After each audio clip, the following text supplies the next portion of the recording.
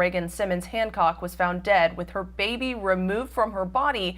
That was in a home in New Boston, Texas. When a Texas state trooper handed Taylor Parker a tissue to clean the blood on her shirt, she commented to herself, "She's all over me." She was referring to her stillborn baby, but she didn't say it through tears. She sounded as if she was disgusted by her blood. The trooper could not help but wonder, what is up with this mother? She's just lost her precious little girl while driving down a highway. 12 miles northwest of there, she told them she gave birth on the side of the road and the baby was not breathing. The baby was pronounced dead at a hospital. This should be traumatic enough for anyone. But Taylor Parker was not a mom to this baby. Taylor Parker was a monster. Within a year, she would be sentenced to death. What did Taylor do that day? Who was the little baby she took? And how did the detectives end her tragic case? This is the full story of Taylor Parker and Reagan Simmons Hancock. Reagan Simmons Hancock was 21 years old and expecting a second baby in New Boston, Texas. She and her 3-year-old girl couldn't wait to make their family a little larger. A year before, she had gotten married to her boyfriend, Homer. He was not her first child's father, but he was a kind, warm person who was happy to be her stepdad and wanted a family, too. At their wedding, Reagan met Taylor Parker. She took their wedding photographs and edited them to perfection. After this, Reagan recommended her new friend on social media. She's just the best, duh. The two exchanged social media accounts before the wedding, and they stayed online friends ever since. Throughout the summer of 2020, they even enthused about having babies at the same time. Taylor said she was also due around October. What a great coincidence, right? On the morning of October 8th, Taylor kicked on Reagan's door. She had brought some Starbucks coffee and a present for her unborn baby. Reagan thought it was a bit strange to turn up announced like that. However, it was cute of her to bring these gifts. So she invited her in and they had coffee and gushed over being mothers soon. Reagan even posted about their short reunion online. "So glad I got to see you today. I missed you bunches. Also, thank you for the sweet gift and Starbucks." Taylor commented, "You are so welcome. Glad you got your gift. Can't wait to see her in them. We need more girl days like today." But the next morning, Taylor was on Reagan's doorstep again.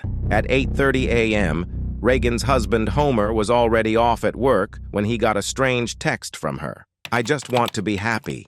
Homer thought this did not sound like his wife at all. She would not write something this dramatic out of the blue at 8:30 in the morning. The two exchanged a few texts, while Homer kept thinking, "Is this my wife? Or someone else? What is up with Reagan?" At around 9:30 that morning, something put an end to their bizarre exchange.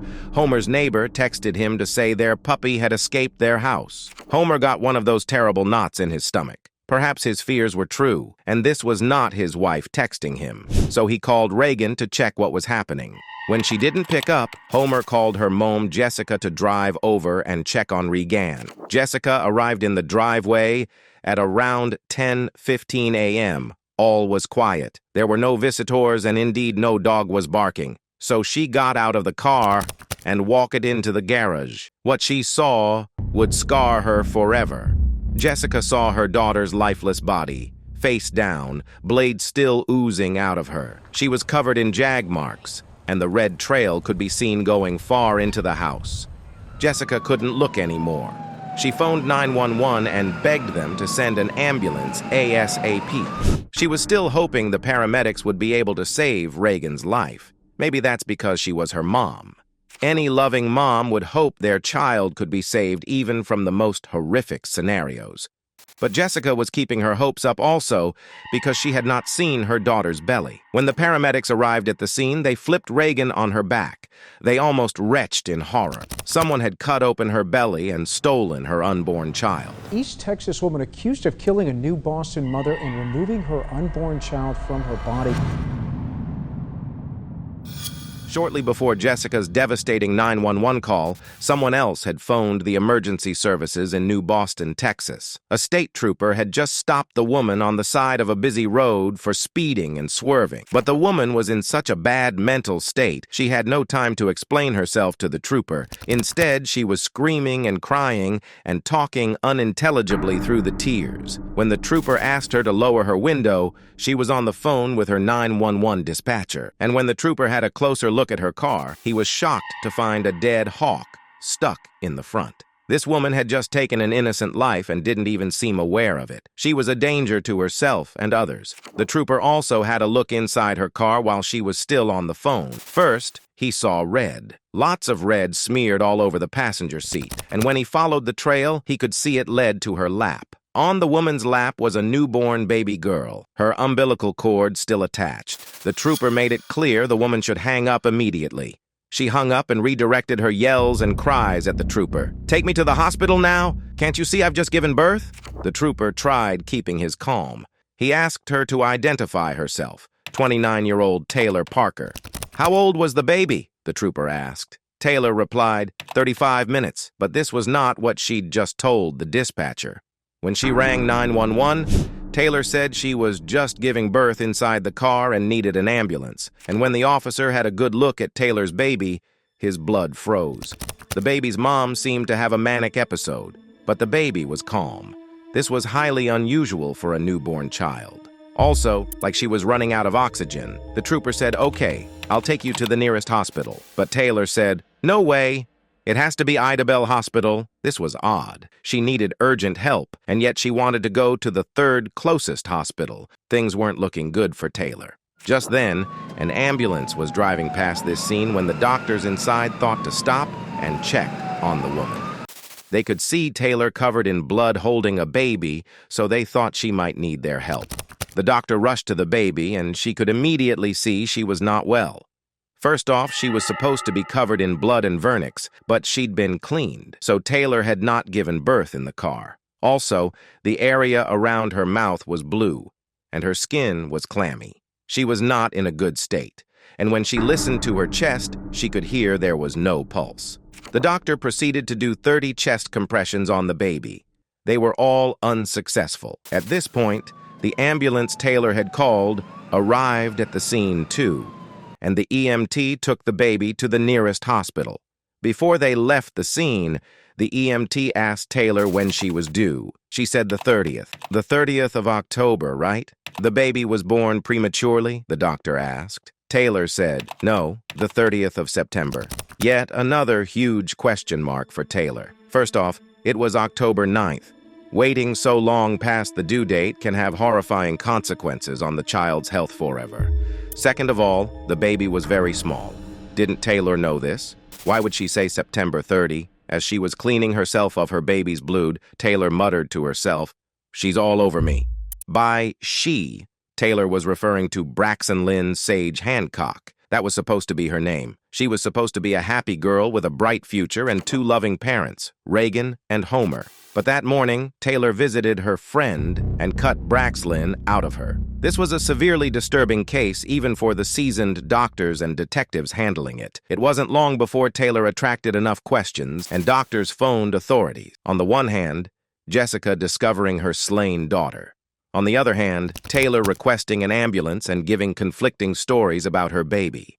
When the detectives spoke to Homer, they discovered Reagan knew Taylor. She had just visited her one day prior. Now, she had unalived someone she called a best friend, with her 3-year-old daughter inside the house. The coroner's report stated that Reagan was covered from head to toe in knife marks, and her hands showed countless defensive marks. So she fought for her life until her very last breath. There were signs of the attack, blood, hair, and bloody handprints throughout the whole house, from the kitchen to the living room to the garage. Reagan had even been hit with a gift jar from their wedding day. Remember? That was the day she met Taylor. There was also a lot of red in the bathroom sink.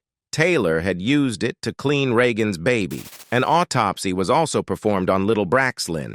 Heartbreakingly, she would have survived were it not for a severe loss of oxygen. Taylor was initially taken to a hospital where she received an OB-GYN exam. The doctors revealed she had no cervix. She'd had it surgically removed a few years before, so Taylor had not given birth that day. Taylor Parker was arrested and charged with first-degree murder. And and one of her former friends, Stephanie Ott, who threw the gender reveal party for Taylor and her boyfriend, Wade Griffin, was on the stand today, and she said she had doubts about Taylor being pregnant. When she confronted Taylor about it, she said Taylor got mad and went silent and grabbed her own head and shook it, telling Stephanie she was thinking. That scared Steph to the point where her heart was racing and she grabbed a knife, and then Taylor asked why. Stephanie described the way Parker was looking at her as a dead stare. During Taylor's heart-wrenching trial, several people testified against her. Some confessed that they found her downright scary, and among those who testified were her boyfriend and his family. Taylor Parker had 2 children with 2 different fathers, but they both lived with the dads. Then, Taylor was briefly married to a man named Hunter, and the two had split up in April 2019. 2 weeks after this, she entered a relationship with another man, Wade Griffin. A few weeks into dating, she began talking about moving in and marriage, and then she made a confession. She was pregnant and had just had a miscarriage. Wade was moved by this. He immediately wanted to take better care of his girlfriend, but Taylor knew this. Her lie was a ploy to draw Wade closer. You see, every time Wade would pull away from her, even just a little bit, she would hit him with another shocking confession. 1, that she was a gas royalties heiress, expecting to inherit millions. 2, that her evil mom Shauna had ordered a hit on her. 3, that her evil mom Shauna has ties to the Mexican cartels, and so on. It was either that she was a terrible victim or a great catch, rich and smart beyond Wade's hopes and dreams. His parents were very suspicious of Taylor, but when she felt them trying to distance their son from her, she gifted them a huge hunting ground, which she said she'd just purchased for $4 million. Of course, this was a lie. She had signed a couple of bogus checks to the seller, claiming she was an heiress to a famous syrup company. Taylor Parker was a narcissistic, compulsive liar, and she got off on feeling important and securing her relationships this way.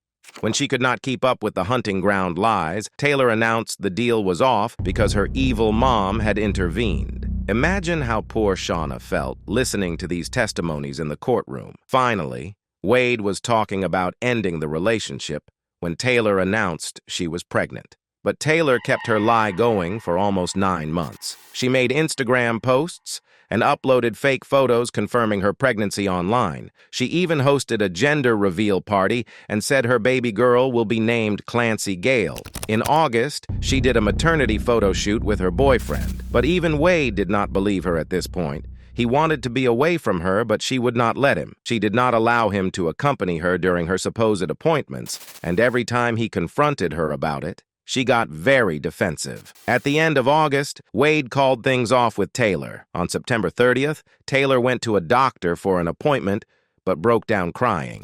She said her soldier husband had just lost his life, and her mom had disappeared. She could not get the checkup. She refused a free sonogram and left in tears. The same day, Wade's house caught fire. She's been found guilty of capital murder. Now the jury will decide whether or not Taylor Parker will receive the death penalty. And today jurors learned that the convicted killer wrote a letter to the FBI. The prosecution would reveal evidence that this was set by Taylor. It only took 90 minutes for the jury to reach a conclusion. Guilty. Taylor Parker was sentenced to death. Reagan's mom, Jessica, spoke after the sentencing. A heavy burden feels lifted.